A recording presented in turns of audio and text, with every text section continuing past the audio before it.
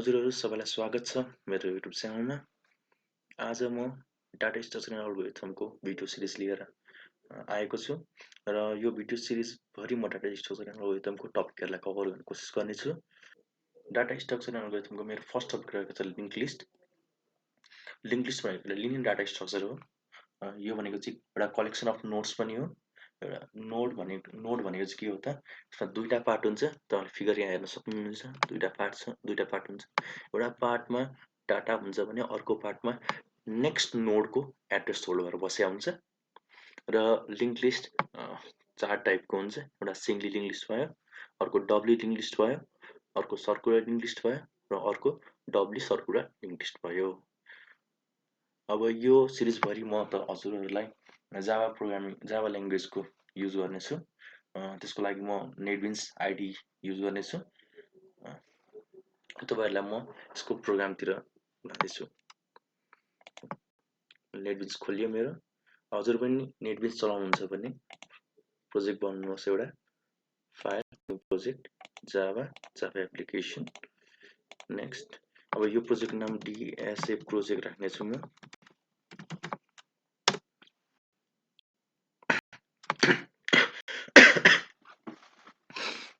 Sorry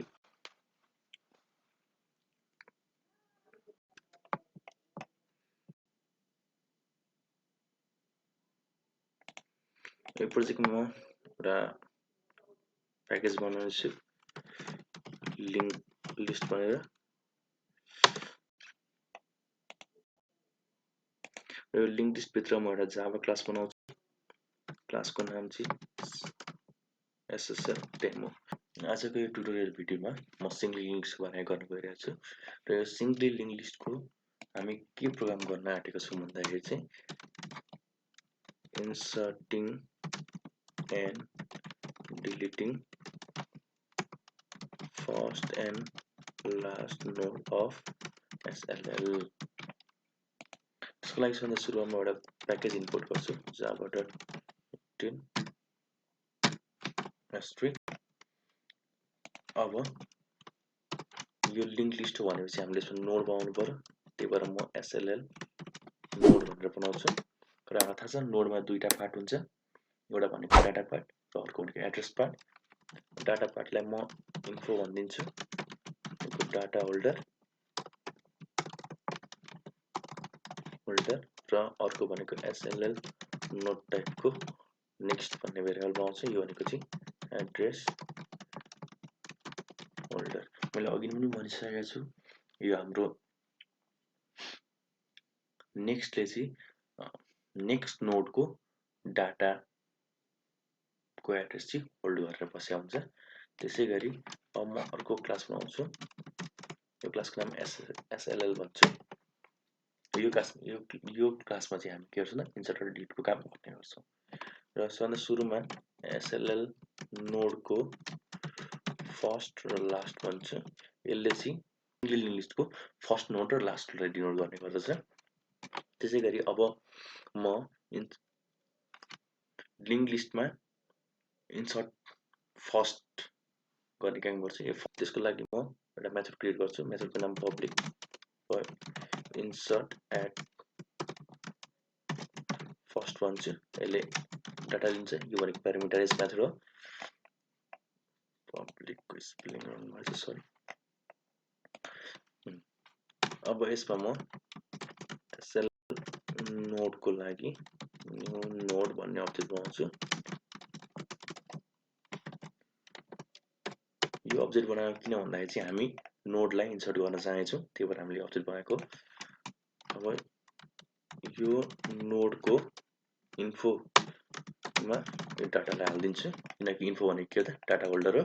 नोडको लागि data holder र info भनेको हामीले त्यही बनाएको छौं र यो डाटालाई चाहिँ हामी के गर्छौं इन्फोमा हाल्दिन्छौं। त्यसैगरी अब हामी एउटा इफ एल्स लाउँछौं जसमा चाहिँ फर्स्ट लिंक लिस्टको फर्स्ट सकिएन, फर्स्ट नोड सकिएन। फर्स्ट नोड छैन भने हामी के भन्छौं भन्दाखेरि चाहिँ new node dot next equals to null. त्यो किन भनेको म एकछिन भन्छु। अब यदि हामीसँग लिङ्क लिस्टमा कुनै नोडै छैन भने हामीसँग के हुन्छ त त्यही फर्स्ट नोड हुन्छ भनेपछि हामीले बनाएकै नोड के भयो त हामीले जुन न्यू नोड बनाएको थियौँ त्यही नै फर्स्ट भयो र लास्ट पनि त्यही भयो हैन त। अब यो नल लेख्नुको कारण के सरी अब यहाँ new node dot next equals null लेख्नुको कारण के हो भन्दाखेरि चाहिँ हामीसँग एउटा मात्र नोड छ त्यो नोड भनेकै फर्स्ट नोड हो त्यो नोड भनेकै लास्ट नोड हैन। अब हामीले अघि नै पनि हेरेका थियौँ हामीसँग जहिले पनि लिङ्क लिस्टको लास्ट नोडको एड्रेस पार्टमा केही पनि बसेको हुँदैन जस्ट नल बसेको हुन्छ।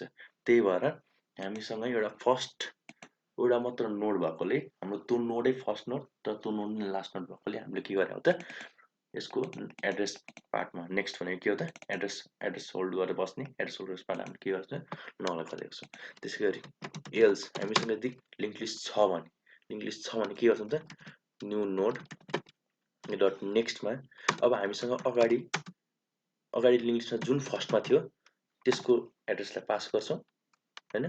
त्यसैगरी अब हामी के भन्छौँ त फर्स्ट चाहिँ के हो त अब न्यू नोड भनिदिन्छौँ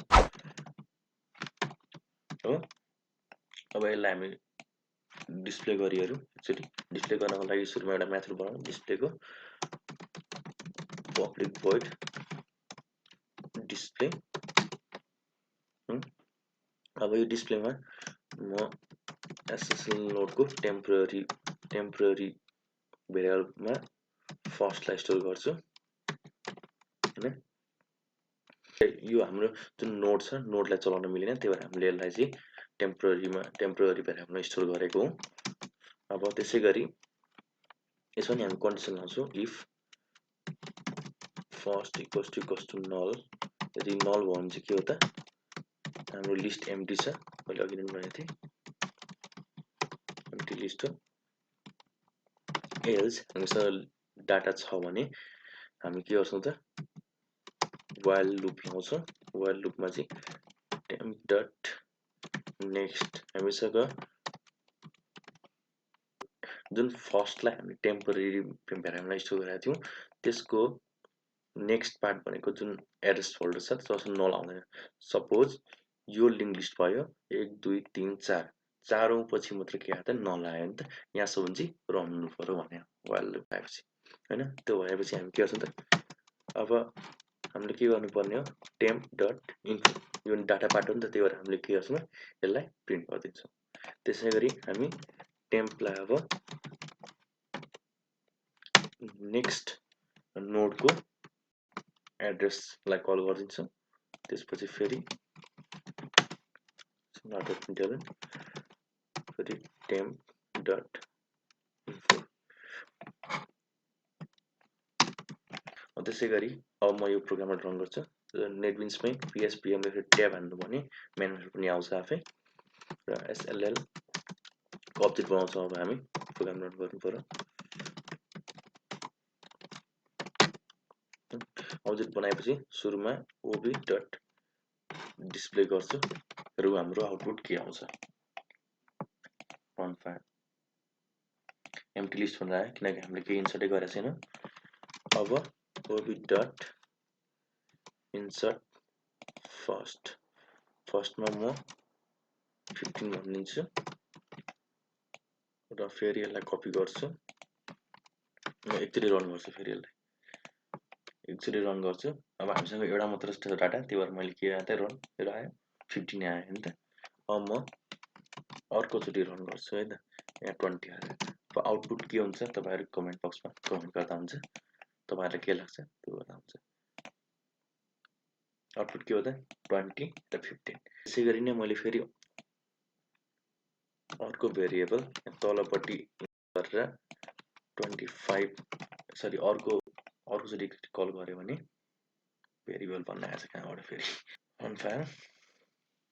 अब के हुन्छ सुरुमा 25 आउँछ 20 आउँछ अनि 15 आउँछ हैन।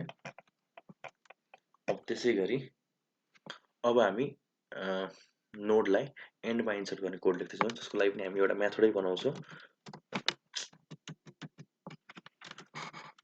Public void insert at end र यो मेथडमा नि हामीले के त इन्टिजर टाइपको डाटै पास गर्छौं र यसमा पनि फेरि SLL नोडको new node so new SLL node भनेर बनाउँछौं हैन अब हामी न्यू नोड डट इन्फो मा डाटा हाल्छौं अघिको जस्तै सेम वाइ जस्तै अब फेरि अघिको जस्तै हामी first equals to null check गर्छौं यदि लिंक लिस्ट छ कि छैन चेक गर्छौं लिंक लिस्ट छैन भने new node dot next equals to null first equals to new node last equals to new node same अघिकै हो र अब एल्स भन्ने कन्डिसनमा अब चाहिँ अलिक फरक आउँछ अब चाहिँ किन फरक आउँछ भन्दाखेरि सुरुको त त्यो एउटै भइहाल्छ हैन पछि last dot next equals to new node र last equals to new node अब हामीले के गर्यौं भन्दाखेरि जुन सुरुमा लास्ट थियो त्यो लास्टको नेक्स्टमा चाहिँ नल हैन अब चाहिँ के बस न्यू नोडको डाटा आएर बस त्यही डाटा भनेर न्यू नोडको एड्रेस आएर बस यसमा अनि के हो त अब चाहिँ त्यसपछि लास्ट भनेको चाहिँ कुन हुन्छ त न्यू नोड गर्दै हो त भने अब फेरि हामी एकचोटि इन्सर्ट एट लास्टलाई कल गरौँ डट इन्सर्ट एट एन्डमा म कति 55 अब रन गरौँ यसलाई इन्सर्ट एट लास्टमा 55 भयो लास्टमै आयो हैन फेरि एकचोटि ओबी डट इन्सर्ट एट एन्ड मा 35 हाल्दिन्छु रन फाइल लास्टमा 35 आउनुपर्छ 35 आयो हाम्रो अब इन्सर्टको काम सक्यो डिलिट त फ्लाग्छ डिलिट गर्दा पनि हामी एउटा मेथड बनाउँछौं पब्लिक void सुरुमा हामी फर्स्टको नोडलाई डिलिट गर्छौं त्यो भएर डिलिट एट फर्स्ट भन्ने मेथड बनाउँछौं र डिलिट गर्दाखेरि हामी SLL नोडमा टेम्परेरीमा फर्स्टलाई राख्छौं फेरि हामी त्यही कन्डिसन चेक गर्छौं first equals to null link list छ कि छैन त्यो भन्नु भने के हुन्छ त एम्प्टी लिस्ट यदि छैन भने हामीले फर्स्टलाई डिलिट गर्ने हो हैन त त्यो भएर फर्स्टमा जुन छ त्यसले फर्स्ट डट नेक्स्टलाई फोल्डर र temp dot next equals to null दे त्यसै गरी सुरुमा म यतिकै रन गर्छु त हाम्रो फर्स्टमा के छ त 25 आइराछ हैन त अब म OP dot delete at first गर्छु भनेपछि मेरो 25 आएको थियो अघिको आउटपुटमा यो चाहिँ 25 फरक 24 डिलिट भयो त्यसै गरी फेरि अर्कोचोटि मैले यसलाई कपी पेस्ट गरे भने हामीसँग नेक्स्टमा के थियो 20 थियो अब यो 20 पनि हराउनु पर्यो भनेपछि 15 र 55 त्यसै गरी हामीले फर्स्टमा डिलिट गर्यौं अब लास्टको पनि डिलिट गरौँ त्यसको लागि पनि हामी एउटा मेथड बनाउँछौं मेथडको नाम public void delete last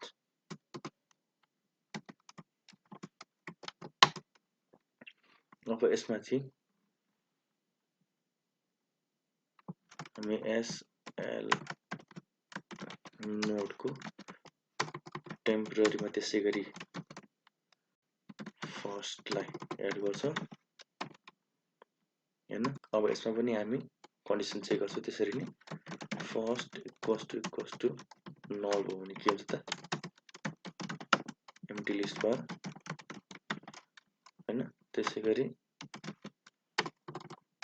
else if अब यसमा अर्को पनि कन्डिसन हुन्छ यदि फर्स्ट नै लास्ट हो भने दिए फर्स्ट नै लास्ट मतलब हामीसँग एउटा मात्र लिङ्क लिस्टमा एउटा मात्र नोड छ त्यो भनेको के त फर्स्ट या लास्ट दुईटै हो नि त भनेपछि दुईटैलाई के गर्ने त फर्स्ट इक्वल्स टु नल र लास्ट इक्वल्स टु पनि नल अब लास्ट कन्डिसनमा चाहिँ हामी के गर्छौं त while temp dot next not equals to last जबसम्म हामी लास्टसम्म पुग्दैनौं तबसम्म temp equals to temp dot next हामीलाई यसले while लुप लागेको के भन्दा मलाई लास्टसम्म पुर्या भने जब हामी लास्टमा पुग्छौं तब हामी temp dot next लाई चाहिँ के गर्छौं त नल गरिदिन्छौं हैन अनि लास्ट भनेको के हो त टेम्पररी हुन्छ हाम्रो अब किनभने हामीले यति गर्दाखेरि सेकेन्ड लास्टसम्म मात्र गएको हुन्छौं हामी लास्टसम्म भेट्या हुँदैनौं कहिले पनि किनकि हाम्रो लास्टमा त के हुन्छ त नल बस्या हुन्छ के यहाँ हुन्छ लास्टको भ्यालु लास्टको एड्रेस चाहिँ यहाँ हुन्छ बुझ्यो यो सी को जुन नेक्स्ट भन्ने जुन एड्रेसमा हुन्छ एड्रेसमा के हुन्छ त यसलाई यो हो नि त लास्ट त्यही भएर यसको एड्रेसमा चाहिँ लास्ट होल्ड गरेर तर यसको एड्रेसमा के हुन्छ नल बसिरहेको हुन्छ क्या त्यही भएर यो लाइन अफ कोडले चाहिँ के छ भन्दाखेरि चाहिँ सेकेन्ड लास्टसम्म पुर्याउँछ र सेकेन्ड लास्टसम्म पुगेपछि त्यो सेकेन्ड लास्ट यो भनेको फर्स्ट थियो नि त फर्स्ट त के भयो त यो टेम्प अब सेकेन्ड लास्टमा पुगिसक्यो अब टेम्पको सेकेन्ड लास्टमा के त नल भनेर भनिदिने अनि लास्ट चाहिँ के हो त अब टेम्पररी भयो हैन अब यति भएपछि हामी अब ob डट डिलिट लास्ट गरौँ डिलिट सरी सुरुमा एक्चुअली कोड रन गरौँ त्यतिकै फाइल हाम्रो लास्टमा 35 छ अब मैले यो गरे भने हामी 35 हट्नु पर्छ हैन त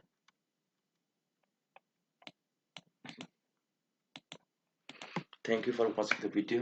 हजुरहरुलाई मन पर्यो भने लाइक शेयर सब्स्क्राइब गरिदिनु होला अनि stay tune for more videos र यसको नोट्सहरु तपाईलाई चाहिन्छ भने डिस्क्रिप्सनमा लिंक दिएको छ त्यो लिंकलाई फलो गर्नु होला टिल देन बाइ बाइ